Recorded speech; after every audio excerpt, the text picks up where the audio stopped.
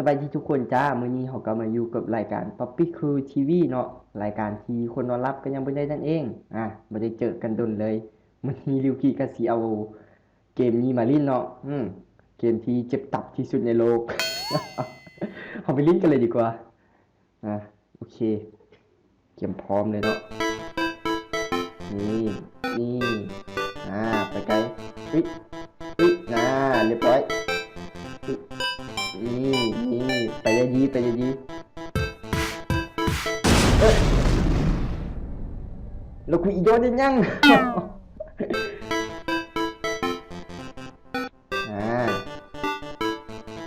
นี่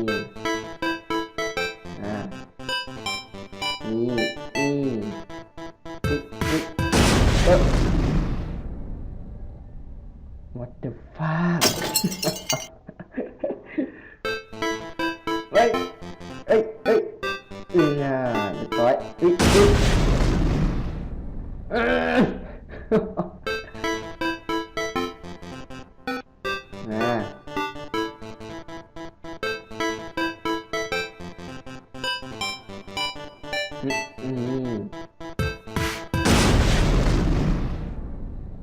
ฝากคือเอาไหมใจเย็นป่ะนี่เออ what the fuck มาบัดนี้เอาแท้แล้วเมื่อกี้ลิ้นเฮาเฮ็ดไปซื้อเมื่อกี้รับตากดเมื่อกี้น่ะโอ้ยมาเฮ็ดแท้เบิ่งริวกี้เฮ็ดแท้เบิ่งอืมเมื่อกี้รับตาลิ้นผมบอก what the fuck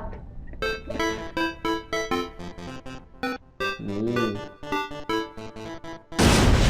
บ่กินโยชนยังวะ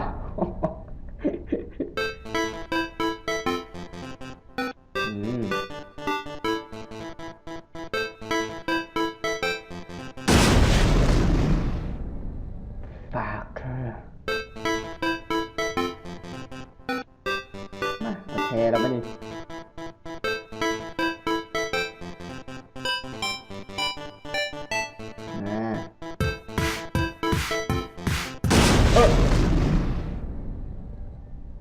what the fuck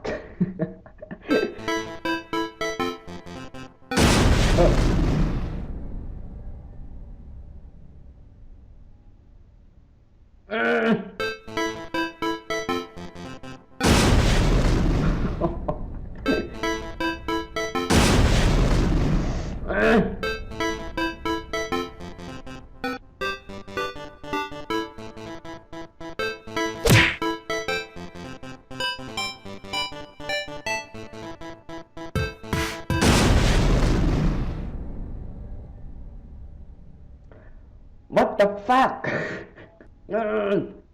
พอแล้วเจ็บตับ